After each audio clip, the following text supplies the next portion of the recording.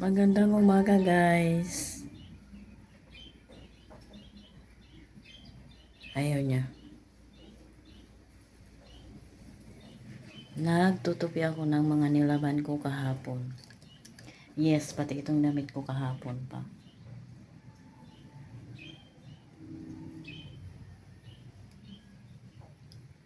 Diba? Ayan, natupi ko na rin yan. Yung nandoon naman,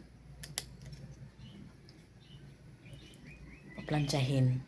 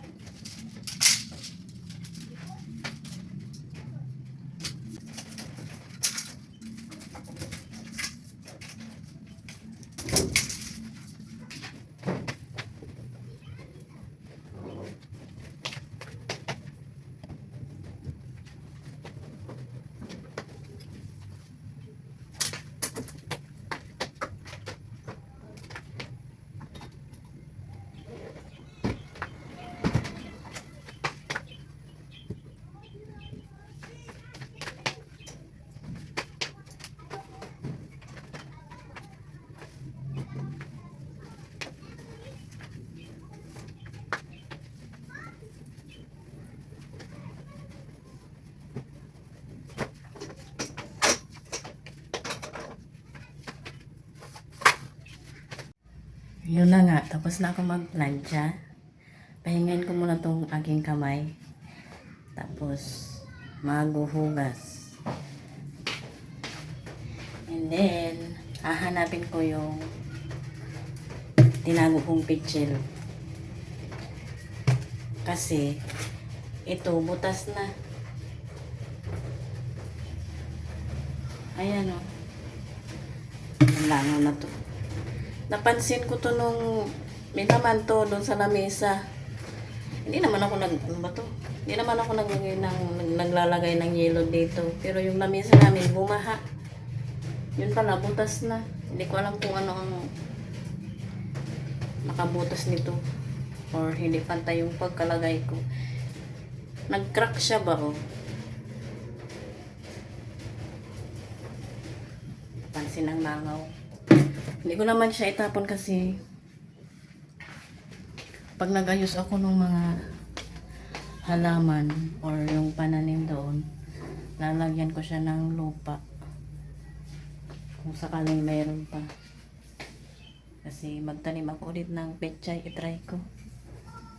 Tag-init naman, so wala namang kuhol.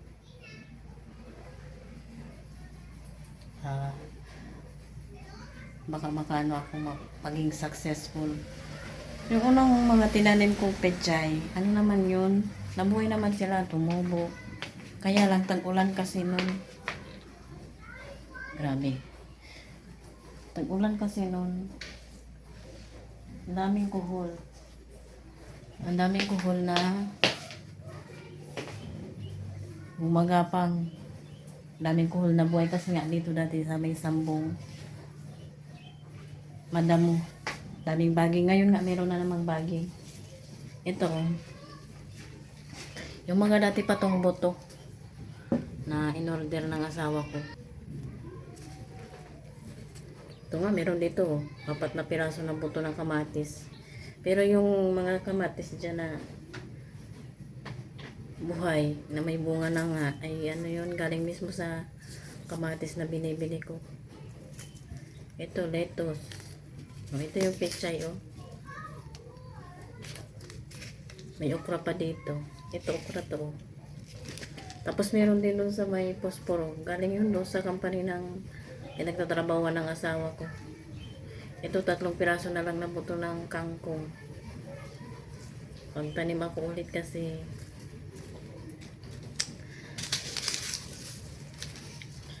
ang nangyayari sa Pilipinas ay palala ng palala din. Hindi lang naman dito. Buong mundo kasi nga sa nangyayari. Sana ay mag-ingat tayong lahat at may survive ito.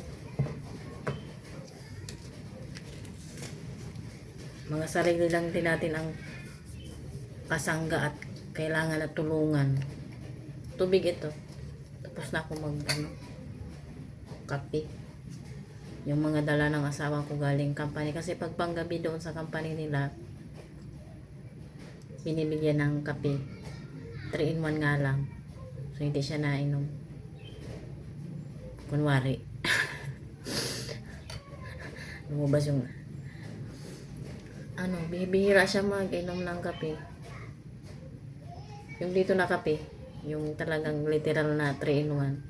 Asukal, kape at creamer. Yung instant na 3-in-1, inuwi niya dito.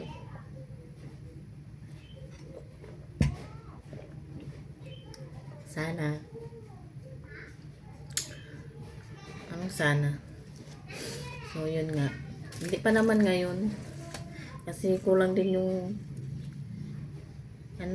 kulang din yung tataniman ko. Yung mga paso. Hindi ko kasi let go yung mga halaman eh. So, kunti-kunti lang din naman. Yung pechay talaga ang gusto kong Yung isang naman, yung isang kabiyak ng galon na mineral. Na siya? Ang nakatanim lang na doon ay yung dahon ng sibuyas. Kung nakita nyo sa unang vlog. Yung isa naman, sili. Iwan ko kung labuyo yun o siling haba. Pero yung isa, nilipat ko doon sa isang paso. Sana mag-successful yun. Medyo mataba-taba na rin siya. Nilipat ko sila doon sa may ano. Sa may... Inusog-usog ko na sila dito. Kasi dati nakasiksik doon. Hindi man naiinitan. Kahit nga yung kamatis, tinanggal ko na kasi. Mumulaklak lang, pero natitegi pa rin. Kasi nga hindi naman nainitan. Kahit yung mga halaman ko. Diba? Kahit halaman, kailangan ng init.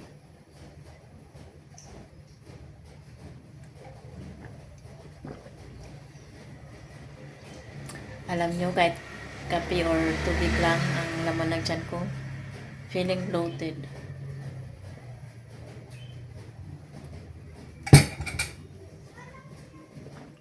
Ang laki na tiyan ko, kahit tubig or kape lang ang laman. Pero kumain ako ng 2 buns. Isang biscuit. Hindi na gusto ng asawa ko yung buns galing doon sa O-Save kasi mahangin daw, buhaghag. Minsan lang maano si Mister, minsan na hindi niya nagugustuhan yung mga kinakain niya, talagang ayaw niya. Sabi ko, sige, na lang tayo sa dali. Buhaghag kasi siya. Hindi siya mahangin, buhaghag. Yung sa dali, firm yung ano niya, buns. Pero ubos na yung buns, inubos ko na yun ang kinain ko kanina.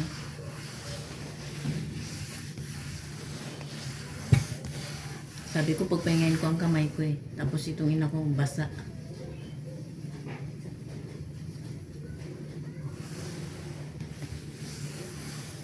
Kumusta na kayo dyan?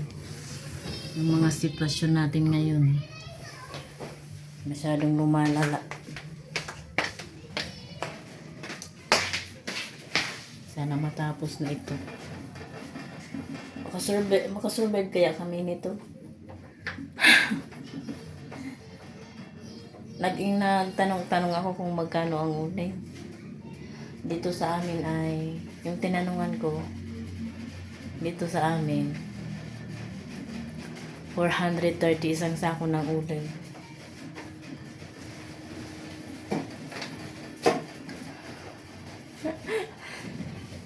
Kapag umabot na sa peak ang price ng gas. Kasi itong gas, kung naalala nyo,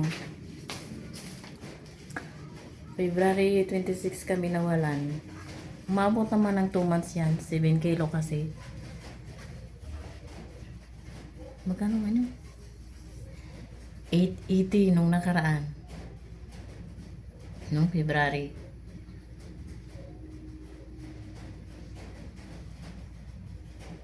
February siya. Aabot siya ng April. Yung gas namin. So, hindi ko alam. Kapag naubos yung gas, at mag-alangan ng asawa ko, kasi baka umabot sa peak yan na pricing. Meron kaming ito, induction. Kapag nagka-problema naman sa sa kuryente, ayun, uling yan. Yan, uling. Meron pa kami sa labas. Ano lang yan eh, 3 balot kasi. Ano yan,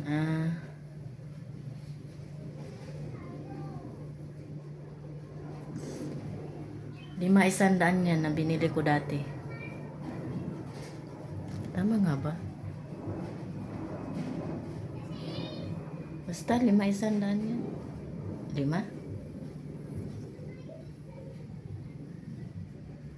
Ewan ko, nakalimutan ko na. Tagal na kasi yan. May kahoy naman kami doon. Yung mga dati pa. Ito pwede itong panggatong. Itong nandito sa kusina.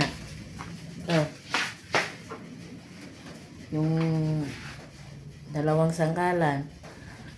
Di ba? Pag sa kahoy, makasurvive kami. Meron naman kami pwedeng saingan sa kahoy or kaya uling eh. So, meron pa kaming may pambili pa naman kami pagkain. May yung bigas talagang inaalala ko kasi sabi ng ate ko ay hindi ko lang din naman nalaman sa ate ko sa mga bali-balita, kaya maging attentive tayo sa mga balita, yung totoong balita. Maging attentive na lang tayo sa balita. Natatakot ako sa bigas kasi baka umabot ng 100 per kilo, Diyos ko. Anyway, magpahinga muna ako kasi maghuhugas pa ako. At yun nga, hanapin ko yung picture. Ano to? Diyan lang yan. Di nga ako nakagawa na ng yelo kasi nga sobrang bless lang kasi may lamang isda. Di ba namili kami nung Sunday. Tapos nung last week, yung sa unang vlog, namili ulit ang asawa ko pandagdag. Kasi nga, ang inaano niya, mamahal din kasi nga mag-Holy Week. So yun, namili siya.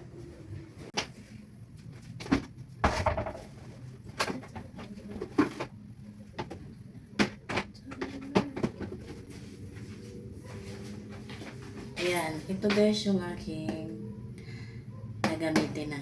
Kasi nga basag na yung isa. Oops, sorry. Ito kasi wala na yung silicone niya dito. Silicone. Tatagas to. Kasi nga walang silicone. Or rubber. Kaya dito ang gagamitin ko.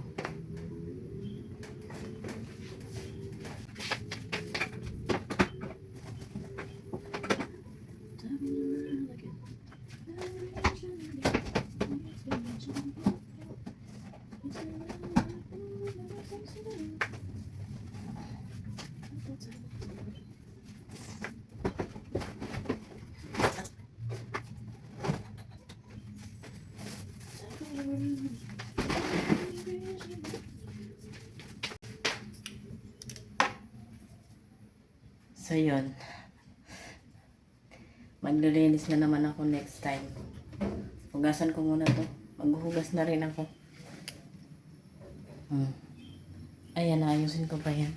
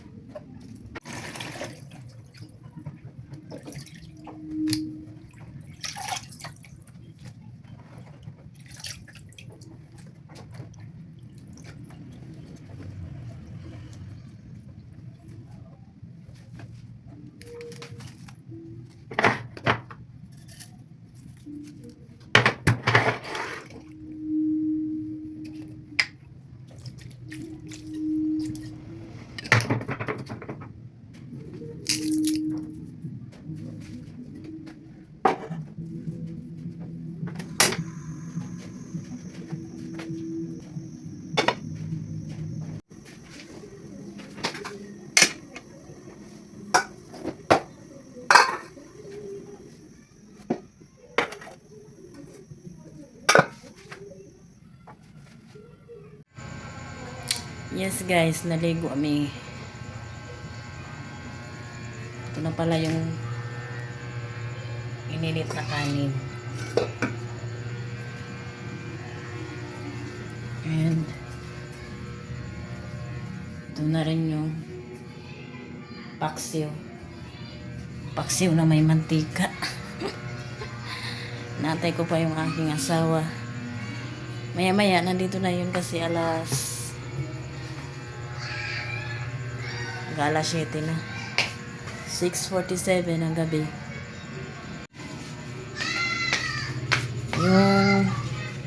Yung takip namin dito sa washing, wakwak na.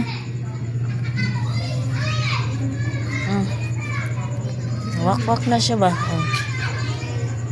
Napunit na.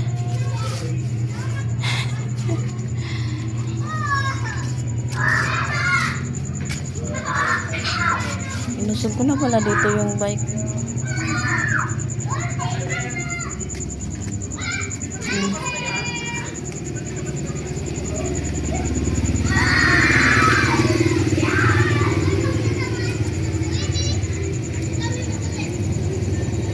Dito na pala. Ito pala yung sila. Hindi ko alam kung nabuyo to o...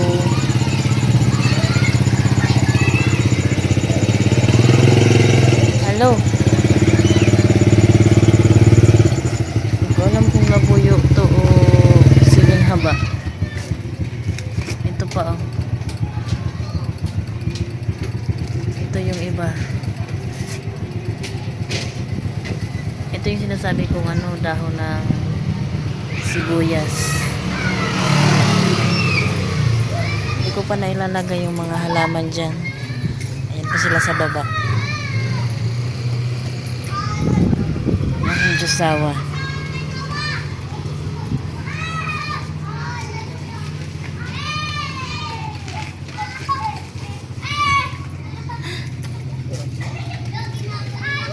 Ha? Hindi ko alam.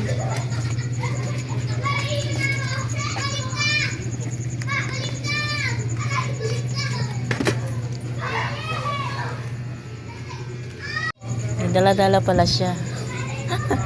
Nagtanong na ako kay Cynthia ng ano. Ng butter. But cheese. Ano ba ang butter? Ako, hindi na naman siya nagtanong doon. Cheese naman yun ah. Butter nga, di ba ano? Buttered shrimp. Oh, Cheese shrimp. cheese shrimp. Naku. Inaharangan ko dito kasi minsan may nakakasalising ano. Daggers. Buttered shrimp, cheese shrimp. Ano yun? Meron ditong butter pero kulang to. Ay, okay na pala. Sakto na. Cheese, marami pang ang cheese dito. Ano yung ginagamit ng cheese na yan? Tinapay, pwede naman. Hindi ko kasi para saan ang cheese natin kailangan ng tingin eh. Makita ko ano nakasulat. Sa ano yung nakalagay? Sa chiller. Dali. Nandun lang, magkatabi lang yun na chiller. Yung sa Eden cheese naman yun.